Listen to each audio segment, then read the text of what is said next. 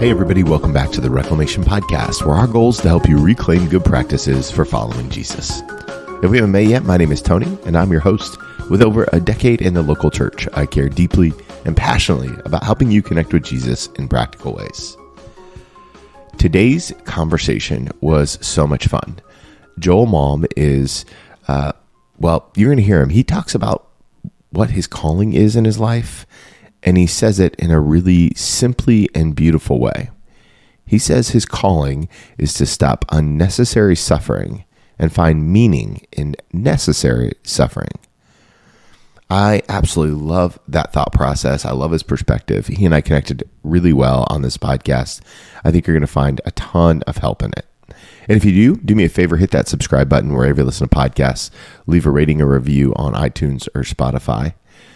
In addition to Joel's calling, the way he lives that out is he's a speaker and author, and he currently runs a retreat center in Texas. And as we recorded this conversation, there was a snowpocalypse happening. So we talk a little bit about that in the beginning. Again, I think you're going to love Joel, and I just want to encourage you to pick up his latest resource, Connecting the Dots. Now, without any further ado, here's my conversation with Joël Malm. Joel, welcome to the podcast. It's such an honor and a privilege to be with you today. You're in Texas right now in the middle of the snowpocalypse. How's your family holding up? We're doing good. We live out in the country. We just built a retreat center out here. I'm actually in one of the cabins right now. It's be the quietest place around. So we've got everything ready with generators and gas powered everything. So we're good to go. I love it. Well, I'm really excited to jump into your story and your latest resource, Connecting the Dots. Before I do that, I love to kind of get a macro perspective. And so I'm kind of curious, how would you describe the calling that God has placed on your life? You've done a lot of things over the years and just built this retreat center, and you've done adventure, you've done all the things, but how would you kind of summarize this call? Yeah, so I would say it comes down to two things. My two major callings are live with perspective, live with wisdom. And I kind of describe it simply this way: stop unnecessary suffering and find meaning in necessary suffering. So there's some suffering we just create because we need a little wisdom, and when we've got it, we're like, oh, and when I do this, I get this. So I love learning about those kind of principles that God's put into place.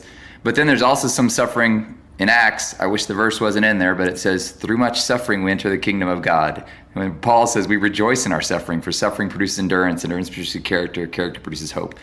So I really think there's certain suffering, it's necessary suffering. Like I wish we got to, through many donuts we enter the kingdom of heaven, but it's through much suffering. So how do you find meaning in it? So that's actually what the book I just wrote is literally about. It's stuff I coach people through, is how do you find meaning in every season of life? God has been leading you, but you probably just couldn't see it at the time. Life is lived forward, but can only be understood looking backwards. Yeah, I want to talk a little bit more about suffering because it's just so uplifting. But I've experienced suffering in my life, as I'm sure all of us have, all of the podcast family, and I never thought to myself in the middle of my suffering, this is unnecessary suffering. How do you identify in the throes of the pain that you're in if this is necessary or unnecessary suffering? Yeah, that's a hard one. So, one, I believe that's what, when Jesus, right before he left the earth, he says, guys, there's a whole lot more I'd like to reveal to you, but basically you can't handle the truth, right? So I'm going to send the Holy Spirit. He's going to guide you into all truth. And I think one of the humbling parts of walking with the Holy Spirit is always realizing there's always more to know. So in every situation, I think part of the beauty of suffering is it forces us to look back to him and go, hey, is this something? It's the Job question. Job is probably the oldest book in the Bible, which I think reveals a lot. People have been asking the question you just asked for a long time. like, hey, and some of his friends are like, Job, bro, you must have hidden sin in your life. And Job's like, I don't think I do. And you caused this because of your sin, and it's that real complex question, those disciples where they're like, who sinned that this guy was born blind? And Jesus is like, ain't nobody sinned. This was so the glory of God could be revealed. And another verse, which wasn't in there. That messes with my theology. I think it's a perpetual wrestling we have to do with God and going, God, is this something? Now, obviously, when you sin, the way of the transgressor is hard, it says in Proverbs. There's certain suffering that just through sin and not understanding how the world works, we get it. The borrower is slave to the lender. That's right. A principle. It doesn't say don't take out a loan. It just says when you take out a loan, you will be in slavery. So that's the tricky part of it. But I think humility is just constantly saying, Lord, is this something I'm supposed to, I could have avoided, or is this part of something you're working through me? And the really complex part about it is, in the end, even the stuff we create, my mentor used to tell me, Joel, God has already accounted for your stupidity in the plan. So I think somewhere in there, he always manages to pull out a win, but man, we can make it a lot harder in the process. And that's where I say to stop unnecessary suffering is like, how do I learn some of the principles he's put in place? But it's a perpetual struggle because I got melanoma last year, right in the middle of this crazy stuff, finishing a book, building a retreat center.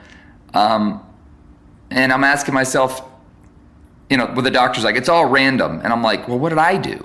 And I don't know.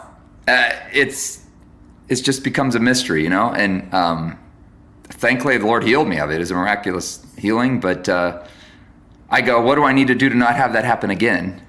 And the doctor's like, it's totally random. I'm like, I just refuse to believe it's totally random, but I don't know. So one of my mentors always says, well, Tony, it's just the epistemic consequence of sin.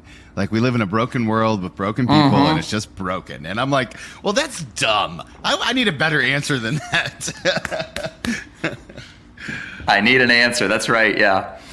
One of the things I hear as I hear you talk about your relationship with the Lord is it seems like you're just drenched in Scripture. I love to get to people's daily disciplines. What are some of the things that you do daily to stay connected and to stay cognizant of what's the Holy Spirit and what's the burrito you ate the night before? Yeah, so I am convinced that there are seasons in your spiritual walk with God, and each season requires a different discipline. There was a time in my 20s when my discipline, I prayed for an hour a day. Joel can't do that anymore. I have tried and tried and tried, and I just get frustrated with myself. So I'm like, all right, Lord, clearly this ain't happening. What do we need to do here? So right now what my discipline looks like is it's weird. Here's another thing about seasons, right? It's funny because that's what connecting the dots is about. It's about recognizing what stage you are in each season of life. And right now I'm in a season where I feel like God wakes me up at 3 a.m. and I'll have a bunch of clarity. And I've learned if I don't get up and start just pounding away at my computer. So for me right now, prayer looks like writing. I kind of figure out what's going on in my heart and mind through writing. And for some reason, right now that works. Earlier in my walk, that wouldn't have been the answer to it. And I know some people that's not what works for them. But for me, when I feel like I've got some clarity on something, because clarity's rare these days, I don't let that moment pass. I jump out of bed and I just start writing. And prayer, I think prayer looks like writing for me right now. Every morning I read one kind of classic. So right now I'm reading a book by Gregory of Nyssa, who's big hot name in pop Christianity. Nobody's ever heard of him, but Gregory of Nyssa. And then I read my Bible, obviously, with it. And oftentimes these great works, they kind of come at an angle from the Bible, and then I go read that passage. And then I usually read some sort of, current, the hot thing everyone's reading. So I'm going back through right now Jordan Peterson's Beyond Order. Yeah. So I love kind of your idea about seasons. One of the questions that I wrestle with myself is, how do I know when it's time to change the season? I was curious if you had any thoughts on like when is the right time to shift? How do you know when you're going from winter to spring or spring to fall or whatever? Yeah. So great question. It's like you're setting me up for talking about my book. Because I can't change this snowstorm. Yeah. You don't get to change it. You have to embrace it. And my basic premise in the book is this, that in every season of life, there's about 9 stages. And you'll know when it happens, right? So the first thing that happens when a season's about to change is there's a turning point. Sometimes it's something you were calculating for. The baby was born, the move across the country. Sometimes it's something you asked for. Sometimes it's something was totally unasked for, like a melanoma diagnosis. But the season starts to shift, right? When I was young, we moved to Central America. And within about 3 weeks of being there, we lived in Guatemala. We woke up, and it was my first experience as an earthquake. And the house was just shaking. We all ran out into the street. Well, over the next few days, we had a series of earthquakes, and the volcanoes just started going nuts. So there's this haze in the sky. It's dark. It's like you can't even see the sun. The ground is shaking, and I'm freaking out. I'm like 11 years old. I tell this missionary there, I'm like, did we move here at the end of the world? He goes, no. He goes, that always happens when a season changes. Guatemala has 2 seasons, a rainy season and a dry season. So when we're about to shift, the ground starts to shake. The sky gets a little cloudy and hazy with volcanic ash. It's just a season change. And I realized that's kind of a picture of every season change. Your ground beneath your feet starts to shake. You don't usually get to choose the adventure chooses you. The choice you have when a season changes, am I going to embrace it? Or am I going to, like King Solomon, he says, don't ask why were the former days better than today, for it's not from wisdom that you ask such things. And I think sometimes life has changed, but we're still trying to cling to the last season we were in, and you just make yourself miserable. In the book, I compare it to a Tarzan swinging through the jungle. Like, if he hangs on to the vine that's been tried and true and doesn't let go and grab the next vine, which he hasn't tested yet, he's just going to be hanging there dangling in the jungle between 2 vines like a fool. You have to, at some point, let go and move into the next stage to forward movement. And life kind of forces you into it. I mean, I think we can cling and hang on, but we just get bitter and upset if we try and hang on too long. So that was a very long answer to the question, how do you know when it's time for a season to change? I think the season changes on you, and your decision is it, like, am I going to embrace this new season change? Because it's going to move forward with or without you. Well, one of the things that I see a lot in your content is this idea about looking forward and about like kind of reaching out to grab that next vine sort of thing. And then I kind of see it in your practices. You're building this retreat center, and you kind of used to do, correct me if I'm wrong, but expeditions, like spiritual expeditions. And so it's in my head, right? Like, and maybe I'm over theologizing this, which is a tendency I have sometimes, but like you've gone from a sending ministry where you send people out to now you're kind of a gathering ministry where you're bringing people in. How did you know that this was the direction that God was calling you towards, in terms of like, this is obviously a looking forward moment for you with these retreat centers, and yet it's almost completely different. It's like a very different vibe than what you were doing. Yeah, well, once again, life dictated the terms. About 7 years ago, our daughter came into the world, and I started realizing I can't be gone for 9 weeks of the year climbing Mount Kilimanjaro, or I'll never forget my wife. She just kind of got used to me being gone, and when we were just us, and I would tell her I'd be gone for a certain amount of time. I remember when she was pregnant, we were in the Grand Canyon, and I told her I'd be out of touch for 7 days. We were rafting the canyon. About 3 days in, she's like, I haven't heard from Joël. And so she had to get on my website to figure out where I was and when I would be getting back. And I was like, this is not going to work sustainable. So one of the first shifts is I cut back on the trips when my daughter was born, just knowing that we needed to do that. And then the second shift was during COVID. The whole world shut down. And I was like, I need a place where people can come to us. COVID was a major turning point. I talk about those turning points for a lot of people. It kind of jolted them out of what their pattern was. And I realized we needed our own place. So we ended up buying 16 acres out here in the hill country of Texas, and just started building our own thing. So I still do the outdoor adventures. In fact, I got 3 trips this year. We've got a hike to Machu Picchu. We've got a hike through Israel in the footsteps of Jesus, and then we have a hike in Maine. So we still do those, but now it's kind of more people come in here. And another thing I do is I coach a lot of pastors and kind of help them through challenging times. And so this is a great place they can come and hang out and escape to. I see over and over again in your story that the importance of these intentional relationships.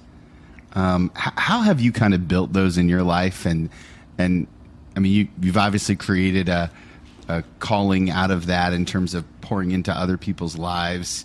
Kind of help me understand kind of your theology around intentional relationships. And anybody who listens to the podcast know that I love to talk about disciple making, and this is kind of what this feels like. So can you kind of share with us your heart on that?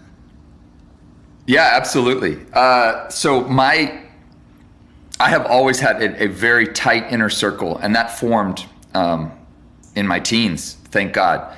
I was talking to a guy last night. It's very hard to form that inner circle after your 20s. I don't know why that is.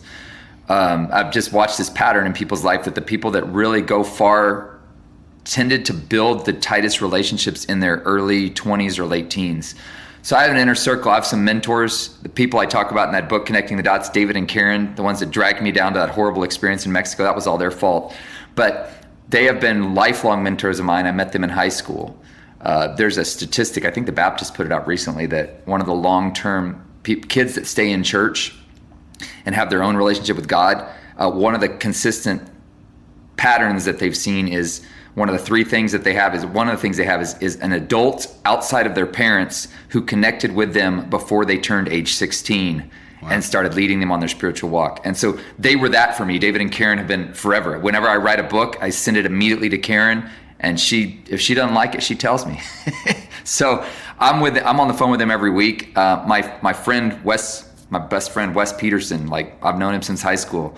And he told me once, he said, if you wouldn't have pursued this relationship in college, I probably would have just kind of checked out, because he's like, life was busy. But he said, you intentionally pursued it. And he's like, I'm so glad you did that. And I'm like, yeah, I'm the better friend in this relationship. I know that. But I have one friend who calls it the reacher. I'm the reacher here. I'm the reacher. Yeah, there tends to be one that kind of because there's just some friend. I had a friend one time, and we were tight, man. He's like, look, I'm about to get deployed to the Middle East. I'm horrible at keeping in touch, so this is probably goodbye forever. I was like, what? We have phones, man. What in the world? And the crazy part about it is my inner circle for years, because I grew up in Guatemala and I met all these people in Guatemala, they've been scattered to the four winds. Another guy in my inner circle right now, he's in Egypt. So I've got these group of about 5 people that I'm in touch with at least once every 1 to 2 weeks, and we just talk about what's going on in each other's lives. And it's funny, they'll notice if I haven't posted a blog, I send out an email every Monday morning. If I haven't sent an email for 2 weeks, 2 or 3 of them will write and be like, you okay? I've noticed there's not 3 weeks without an email. It's like, oh yeah. So it's pretty cool having that. I think the challenge with discipleship is who wants people in your business? Yeah. Until you want people in your business. That's right. So it's, I don't want, people checking up on me, but then you want people checking up on you, but you don't get people checking up on you until you've allowed people to check up on you. So. Yeah. And the hard part is, right, nobody knows that you need somebody checking up on you until you didn't have someone checking up on you and you almost blew up your whole life. Precisely. Yeah, precisely. You mentioned that you coach a lot of pastors. Pastoral burnout's real, and I have experienced this myself as in the local church for 10 years, and then now I'm in parachurch because I just needed a breather for a lot of various reasons. What are some of the things that you're seeing in the pastors that you're coaching, and as they come to as you come to know their story more and more, what are some of the trends that you see in the church? This is a me question more than it is for my audience, because I'm so curious about it. Yeah, well, COVID did pastors in. What doesn't kill you makes you stronger. Well, a lot of them, it showed that they weren't as strong as they thought they were, or they were in it for the wrong reasons. I was talking to a worship pastor the other day, and he's like, I did not realize how badly I needed the congregation out there for my affirmation until COVID, when I'm singing to a TV camera for 7 months, And I think, I mean, struggles reveal what's in our heart, you know, and I think for a lot of guys, they realized that they were in it for the wrong reasons. Or the other challenge is just people be crazy, man. Like, God bless them, but just it was a no-win situation for pastors during COVID. Like, if you shut down the church, you're compromising to the government. If you keep the church open, you're endangering the old people, right? So I watched this one church, I won't name the denomination, but they're Baptist. And it was, the pastor's like, we got to shut it down. We have a lot of senior citizens. So the younger people started meeting at one of the elders' houses. And they would watch the live stream from the elder's house. Well, the pastor got upset about it. And he said, you're starting a separate church. And he's like, we're watching your message. And he's like, no, you're trying to split the church. And they're like, but we're watching your message at my house. Nope, we either all gather together with me overseeing it or not. And I'm like, that guy didn't last. He washed out, you know? Sure. But it's been interesting. I think I feel bad for some of them, but for some of them, I'm like, this is actually good for you because you needed to see what was really going on in your heart. And people all the time are like, oh, I'm sorry. You know, I had a guy the other night. He wrote me this crazy, drunk, angry text. Yeah. And the next day he wrote me and he's like, I'm so sorry for blah, blah, blah. That's what happens. I'm like, hey, look, the great news is it's all out there now. We know what's in your heart. Now you can deal with it. And he was like, I'm so ashamed. I'm like, just don't be ashamed. Just deal with it. And I think sometimes the pastors, I couldn't cut it. Well, it revealed something about you. You now know. And so don't be ashamed of it. Deal with it. So how do you tell pastors to deal with it, right? Because I'm sure that there's a lot of people listening right now who are like, they're having a hard time they're having a hard time, you know, putting everything. I mean, what's that first step that somebody can take to acknowledge that they're in a season of change? And you know, I mean, they might see the turning point, but it feels like a 1,000-pound elephant sitting on their chest. Well, okay, so. Wow, there's a rabbit hole here because I mean we could talk about this for an hour because I work with a lot of. I got nothing but time, and you're snowed in, so let's go. You can edit out whatever is boring, but I literally just this week has been working with a pastor. He had to shut his church down. It never recovered from COVID. He's devastated because he's back doing a job that was what he was doing before he started pastoring, and to him it's humiliating. And first of all, I am just increasingly convinced God does not need us. Amen. Like, he just brings us in on it just for his joy and for our fulfillment. He does not need us, but he's way more concerned about what he's doing in the individual. That's why I see God wastes so much money. It's just insane how much money he wastes. Have you ever noticed that? Yeah. Like, I'm trying to save him money and he just doesn't seem to care, right? Like, but he's more worried about what he's doing in the individual. And I think we forget that sometimes, and we elevate this role of pastor. And so my first statement would be this: do not get your identity from what you do. And this is for anybody. And a lot of pastors, they get their identity from what they do, and then it's taken from them, and they're devastated. And they're missing the point. So a good friend of mine, I was coaching him through this recently, and during COVID, he stepped aside from ministry and he went into real estate. And man, there's a lot of pastors doing that, going into real estate. I think my dad and I did a podcast about that, about pastors going into real estate, because it's a low barrier for entry. It's quick to get in. But he said, I'm so glad you encouraged me that it's not a failure to step out of ministry. And I say ministry in air quotes because everybody does ministry, but it's a church. Really what I asked him to do is step out of his church job. Because he said, I got out before I got bitter. But what happens with a lot of pastors, and there's this is a really interesting trend right now. Peter Zion talks about this. The baby boomers are the generation that has lived longest in American history ever, and they've needed more money to keep their style of life. So they've stayed in their roles for a much, much longer time. And what happened is they ended up passing over a generation, guys like me. And so guys like in our 40s, we probably should have been taking over about 5 to 7 years ago for the baby boomers. Yeah.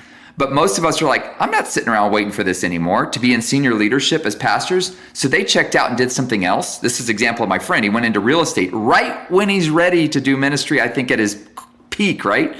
But the boomers held on too long. And so now the weird trend that the church is seeing is, this is so weird. I hear this so much. I'm working with a guy right now who's doing a doctoral dissertation on this. The boomers are looking to the people that are like in their 40s to take over. I think they're the Xers. Is that what we are? And I'm assuming we're about the same age as me. I don't know. Yep. They're looking for us to take over. And most of us have checked out and gone and done our own thing. We're running our podcasts. We've got our own parachurch ministry. And they're like, okay, it's time for y'all to take over. Like, no, we're doing our own thing. So they're having to look to the millennials. And the mental and the framework the millennials have versus the boomers is so different that craziness is about to ensue. So they're like, we're going to hand it off to this young millennial. And the way the millennial starts running things, the boomer goes back and says, no, you can't do it that way. And so they get angry and frustrated, and it's just really complicated things. So the people in their 40s that probably should be taking over have checked out. The millennials are ready to go. They're like, let's do it. Let's take over. But what the boomers are expecting from them is so different than what they think how church should be run. So it's a very interesting dynamic. So a lot of millennials get into the role, either get canned very quickly by the board of boomers who are like, that's not how you're supposed to run things. And they're like, well, you said you wanted change. That's why you brought me on. Yeah, but not that kind of change. Right. We want, So it's a very tricky thing because you have this demographic issue too, where the baby boomers, they just held, I hate to say it this way, they held on to power, leadership, not power, but leadership too long. And the next group behind them, they literally had to skip over a generation because we went and started doing our own thing. You'll see that trend all over. I was talking to a church in Washington just this week, and they said they're trying to correct that error, but they can't find anybody that wants to take over at this point. Well, this is a conversation I have with some of my peers, right? Because they're like, I don't know that I ever want to go back to church because we have so much freedom not being in church, right? And and you're like, well, I get to serve the Lord. I get to do what I want. I get to create all this content. I don't have to, I don't have to take that kind of some of those harder requests that come from being a lead pastor. And there's a burden with leadership. And when you're, how many employees do you have working for you? It's just me, and I want it that way. Right, that's exactly right. I had some people for a while, but I'm like, I don't want to be in charge of anybody, man. It's a horrible idea. Yeah, that's right.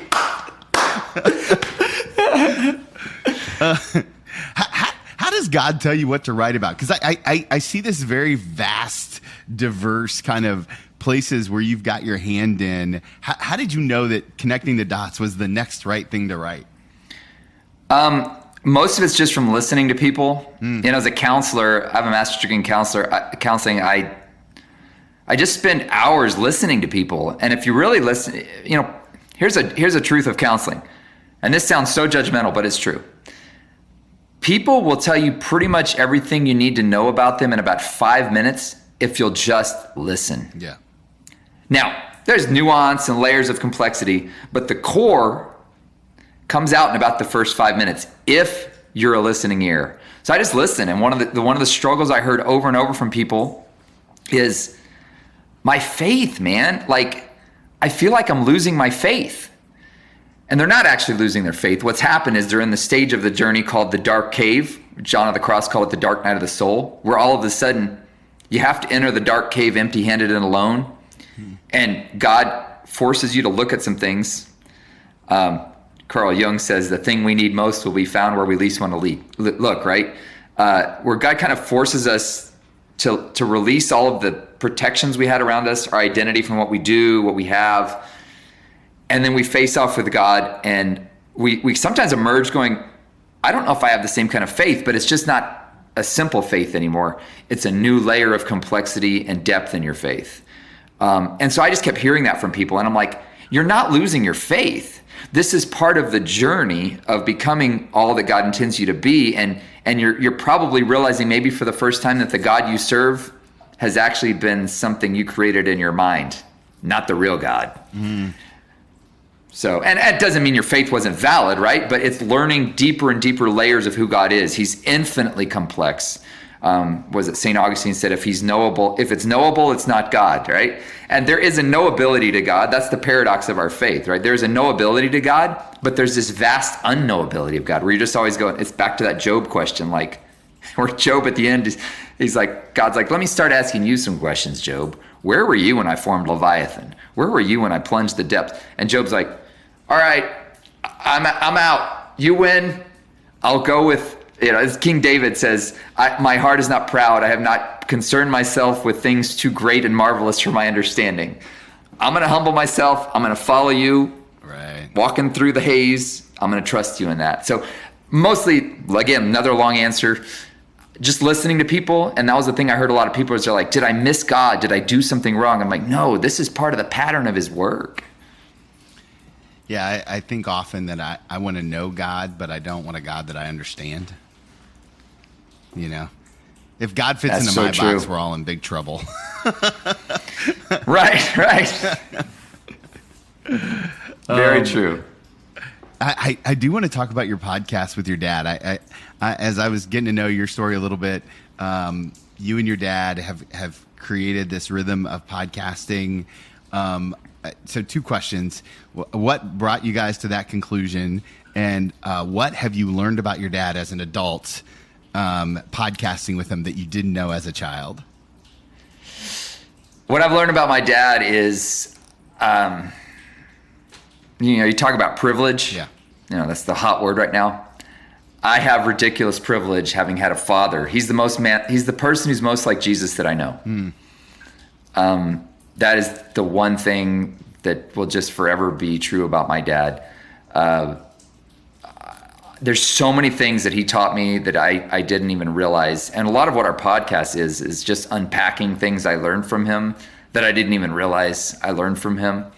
A lot of people are like, wow, so much wisdom in your books. I'm like, well, about 97% of it is my dad. I've just repackaged it in my brain the way I do it.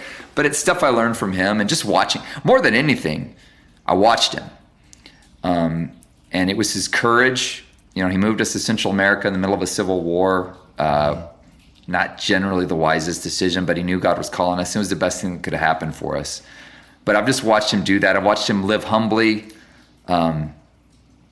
He's always open to the fact that he may not know something. And that's so many dads, I'm right, you're wrong. And dad would actually apologize to me. Hey, I got that one wrong.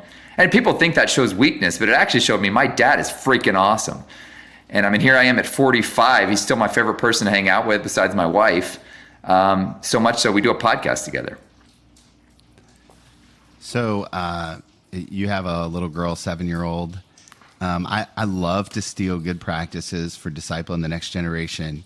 And it's a interesting kind of thought process, right? You've got a dad who is the living example of Jesus in the world for you. How are you doing that for your daughter? All right, so this is going to get me in trouble. I think one of the number one keys, so there's stuff I do, right? Right. But she spends 8 hours a day at school. Mm-hmm. And I heard, I think it was Vodi Bakum say a few years ago, don't send your kids to Caesar and wonder why they're coming back as Romans. Okay. I think Christian education is so important because that reinforces what I'm already teaching at home. And I just see so many parents, and man, they do the thing at home, but then they send their kids off to the wolves. And not all public education is wolves, but if you're not acutely attuned to what's being taught to your kid, I think Christian education is the way you need to go. And because it's a holistic approach. I was in Christian education my whole life. I was either homeschooled or at a Christian school. And there's just only so much you can teach at home, and then there's the influence at school. And if they're not getting the Bible pumped into them, people all the time are like, how do you know so much Bible? I'm like, because I was forced to memorize it at school.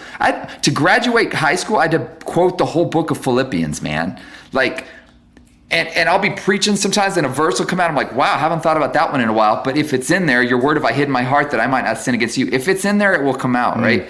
And there's only so much memorization I can do with her at home. There's only so much Bible reading we can do at home. There's at some point you just got to turn on Bluey, which is the hot show for 7-year-olds right now. Yeah. I can't do any more discipleship. You can watch Bluey. But then there comes a point, and watching what they watch on TV, like we're super strict about what she watches on TV. But so much of it is just creating boundaries for them and frameworks for them to succeed. And that's where I'm an avid supportive. Like if I have to take out a second job, I will do it to make sure she's in Christian education her entire upbringing. And I know that gets hard for some parents. We got multiple kids.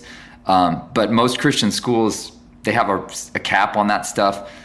Anyways, so it's funny. I'm offloading it on Christian education, but I think you have to live it first of all. Your kid sees when you're not living it, But when you live it and then you reinforce it with Christian education, I think that's the key discipleship model, which fits in again with that thing we talked about earlier in the conversation where the kids that stay in the church had another mentor besides their parents before they were age 16 that walked along with them. Yeah, I see that idea about partnership there is really what you're saying is that you need a partner for 8 hours a day instead of someone who could be an adversary, and you just kind of starting with that same base point of what that looks like. I speaking of partners, I do want to ask about your marriage just a little bit because you such a you're very in your post, right? You're very uplifting to your wife's blessing for all the adventures and all the things that you do. How did you get to a place that is such a, it feels like you're doing ministry together, even though she's not always with you on the trips, or, you guys are clearly united in a vision and mission for what you guys are called to.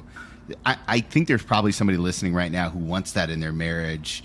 What words of wisdom do you have for them? Well, first of all, quick story. When we were engaged, when my sister and my future brother-in-law were engaged, they were just curious how compatible they were. So they both got on eHarmony to see if it would match them up, and it matched them up. Oh, wow. And they're like, we're perfectly compatible. And eHarmony uses the Myers-Briggs profile. It's a very internally consistent thing. So I was like, Emily, let's try that. So she filled it out. She didn't want to do it. She's like, this is stupid. I'm like, come on, let's see if it's yours. I don't see. And I spent the hour to fill out the form, and then I got this screen that popped up, and it said, we're sure you're a really nice person, but there's nobody in our database for you. So I got rejected by eHarmony. So my point is this. Apparently we're very incompatible. we're the total opposites, but the core thing is we're going to serve God, and her father modeled this for her as well. We're going to serve God no matter what it costs us. That's what unites us. When we moved out here to this retreat center, we downsized. We're living in a tiny home right now, but she was so passionate about this vision too. And I didn't just push it forward. I waited for God to speak to her directly, and he does. And so all that to say is, I think it has more to do with a unified vision around what you're trying to accomplish for the kingdom. And we have that same vision. Now, we're total opposites on everything we like. I like documentaries. She likes like crazy. I can't handle the shows she watches. They're too intense. I like to read for a break. She likes to read too, but she likes to read fiction, right? So we're total opposites, but we're unified around what we feel called to do. We've also learned there's just certain stuff we don't work together well on. We worked at a church together for a while. Did not go well. That only lasted about 6 weeks, and I'm like, either you got to quit or I got to quit because this ain't working. So I was the worship leader, so she had to quit. But another thing I've learned too with us is, and this is, some people do not like it when I say this, so I have to qualify what I'm about to say.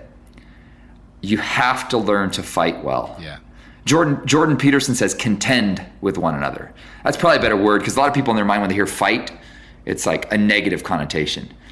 But Emily and I, we are constantly, it feels like constantly in conflict, but there's a couple terms we have before the conflict. One of them is we're never getting divorced. Like the D word is not an option. Sure. We don't even say it. We don't even say the word. It's a boundary. You don't even say that. You don't even threaten to leave. If we get in a fight, you don't leave the house. Now, you may go to the other side of the house for a while. So we have some terms when we have disagreements, and we disagree all the time, man.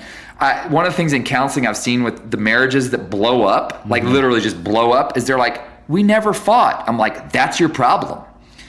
you had all this stuff sitting under the surface, and you thought peace was compliance and backing down. That's not peace. Peace is wrestling together well, rubbing, bumping up against each other. Wounds from a friend can be trusted, and then coming to an agreement in the middle. Otherwise, it's just tyranny. The stronger personality overpowering the weaker.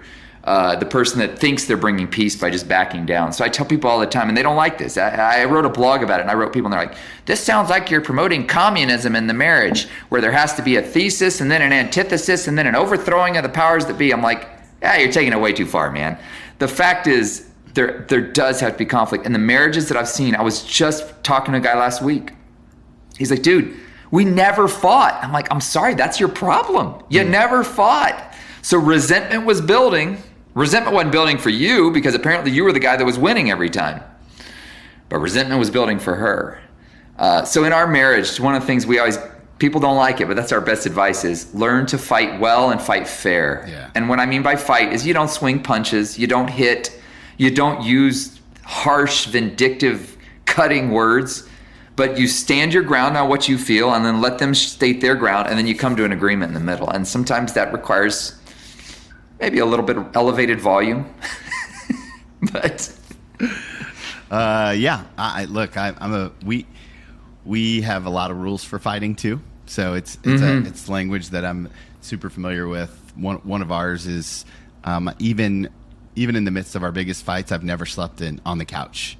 We always sleep in the bed together, right? And even when we're mad, we still pray over each other at night before we go to bed. And like some of those, like these are non-negotiable disciplines, no matter how much. Now, sometimes the prayer is, "Dear Lord, please make my husband less stupid." But like we're praying, we're in it, and we're there, right? Like, so no, she would never. I mean, it's not name calling, you know what I mean? But like it's a healthy, What's that prayer of Paul? Lord, if on anything we disagree, help her realize she's wrong. Right?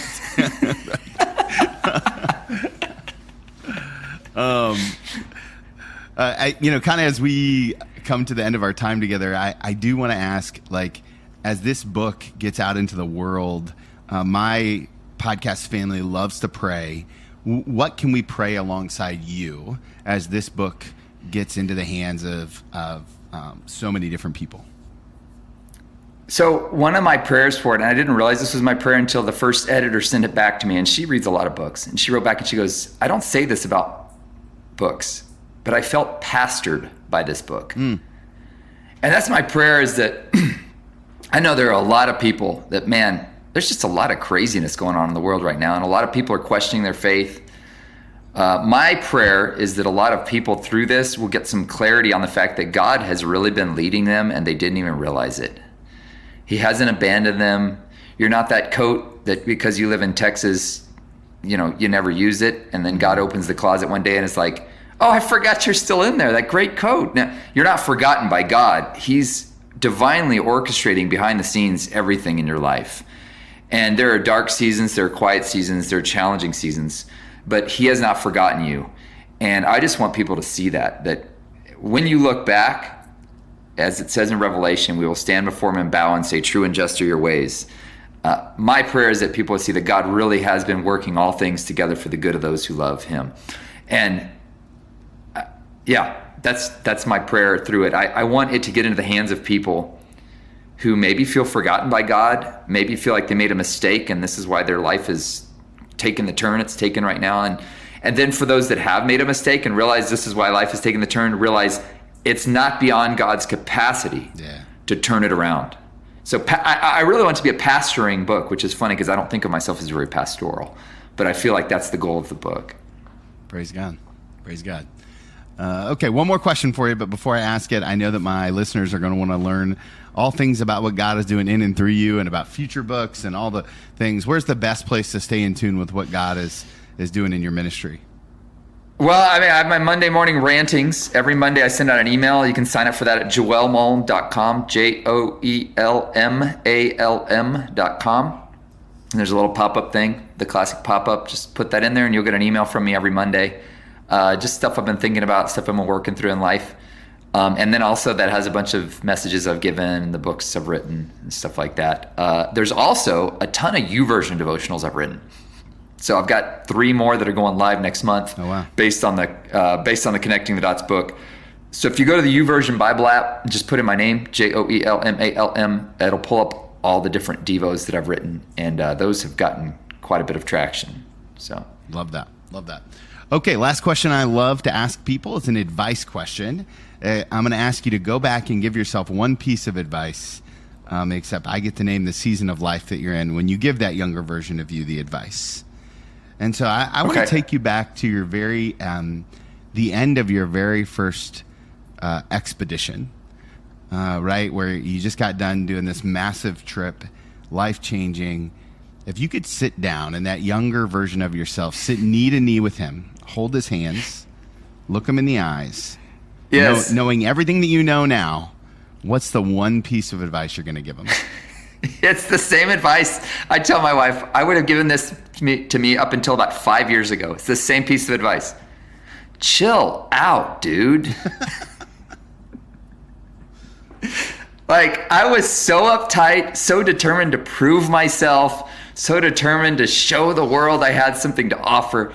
And I look back and I'm like, chill out. Enjoy this. Yeah. So much of it, I think I only enjoyed about 50% of it because I was obsessed with gotta prove. So it's the same advice I would have given myself up until about 5 years ago. Chill out, dude. Well, bonus question, what changed 5 years ago? How much time you have left on the podcast? As much as we need. All right. So I had this epiphany about 5 years ago. We were walking around. I had built this successful coaching business, and we're walking around this park, pushing our daughter in the middle of a Monday. And I'm like, man, isn't life good? I don't have to be at work. I can, da-da-da. And she turned to me and she's like, maybe, but I feel really alone. And I was like, alone? What? How dare you feel alone? Like, I work from home. I did this for you. She's like, yeah, but you're always working. I'm like, I work from home. So I started realizing that I had set, and I'll put them time together in a second. I started realizing that I had set some arbitrary goals for myself in my 20s, based on who I was then. But a bunch of new priorities had showed up between my 20s and age 40. And I had not adjusted my goals accordingly. And I didn't even know myself in my 20s. I didn't even know what I wanted. And I was tyrannizing myself over goals I had set for myself in the 20s that I had not achieved on the time frame I had achieved. And so I had to stop and look and go, what do I really want? And as I started looking back at the standards I've been holding myself to in my 20s, I didn't even want half those things anymore. I realized I don't like being gone speaking more than about 12 weekends a year. I just don't like it. And in my mind, I would be out speaking 50 weekends a year. And I'm like, I don't even like that. I thought I would have a bunch of staff and employees. I don't even like that. I thought I would have, there was just all these things I'd set for myself that I was tyrannizing myself over goals that were old Joel, and life had changed. Some new values had showed up. I was married now. I had a child now. I discovered I'm a writer now, which takes a lot of time. Writing books takes a lot of time. And all these goals I'd set for myself in my 20s, I had not adjusted my value system, is the bottom line. Yeah. And that's what changed. And I realized so much of what I had wanted back then was either one, put upon me, people being like, you have so much potential. And so I figured out in my mind what that potential meant, and for me to reach that potential, what it meant. And I was driving myself to that, but it was impossible what I was asking of myself. And it wasn't even in line with what I really wanted now that I had a wife, a child. I found out I like working for myself. I always thought I wanted to lead a large organization. And so in my mind, I was falling short of my own goals because I wasn't leading a large organization, but I realized I hate being in charge of stuff. Like, I like my expeditions because they're one and done, man. You lead people up a mountain. Now get out of my face, go home, enjoy your life. And then I go another. So that's what happened about 5 years ago. And I started realizing what I really value is a lot of free time. So people write me and they're like, you must be super busy. I'm like, not generally. Right now I am, because I got a lot of podcast interviews and stuff for the book. But generally, I don't. I work about 2 hours a day, and then the rest of the time I think. And I like it that way. Yeah. And then I work on the weekends really hard. I speak at churches and stuff. So anyways, that's the long version. Again, my answers are always long, sorry. Of kind of what changed about 5 years ago is I started realizing I need to adjust my value system, because it's a moving target. There's this, the story with Cain and Abel. You see that Cain gets mad when God doesn't accept his sacrifice. And Cain goes, and God goes, why are you angry and why is your face fallen? If you do well, it will go right with you. If you do not, sin is crouching at your door, but you must rule over it. And sin is crouching at your door. That word sin, chata, it's a archery term. It means you miss the target. And I think what he's saying to Cain is, yeah, you made a sacrifice, but it's not a sacrifice I valued. And you don't get credit unless it's a sacrifice God values. And then what we find a lot of times in our life is that we get angry and frustrated with life, but it's because we're making the wrong sacrifice. And you can live a virtuous life, but still make the wrong sacrifice. And when you do, you get the same results as actual sin: regret, remorse.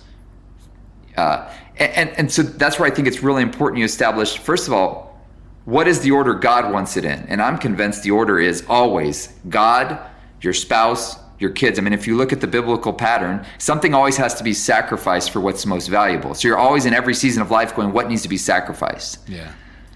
At some point, maybe your dreams need to be sacrificed to raise your child. I was talking to a lady the other day. She's having massive success.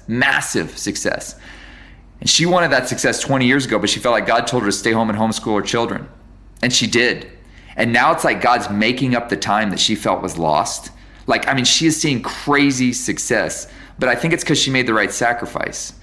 God asked something from her and she made the right sacrifice. So when we make the right sacrifice, anger dissipates, fear dissipates, and it's a moving target. That target you aim at is a moving target.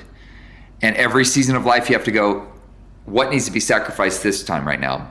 Right? It's my adventure trips. I'm not doing as many right now. You always have to ask that, what needs to be sacrificed? And I think that's where I realized what I was sacrificing the wrong things. And what was actually being sacrificed was my wife. Yeah. In the middle of all that crazy success I thought I was having. We had the money. We had a lot of money. But my wife felt alone. And there's no price tag you can put on that. And so many guys sacrifice their families for the sake of the security they provide for their family. But it's really not the right sacrifice. And when anger shows up, you got to evaluate, am I making the right sacrifice? So that's a whole nother topic. But Whew, okay, well, let's get back together sometime and talk about this more, because this is fascinating. All right. I really, really valued our time today, and I'm so appreciative of your generosity and just the diversity of thought, and thank you. Yeah, man, we don't usually go all over the place. This one went all over the place. I like it. I like it too. It was a real blessing.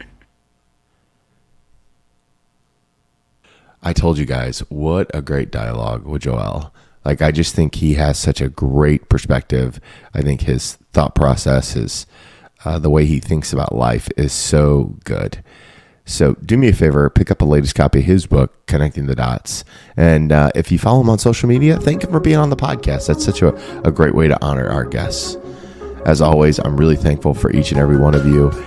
Also, connect with me on Instagram. I've got some using their brand new tool, the broadcast channel. If you're a part of that, if you follow me, you can get access and we can talk a little bit about today's episode.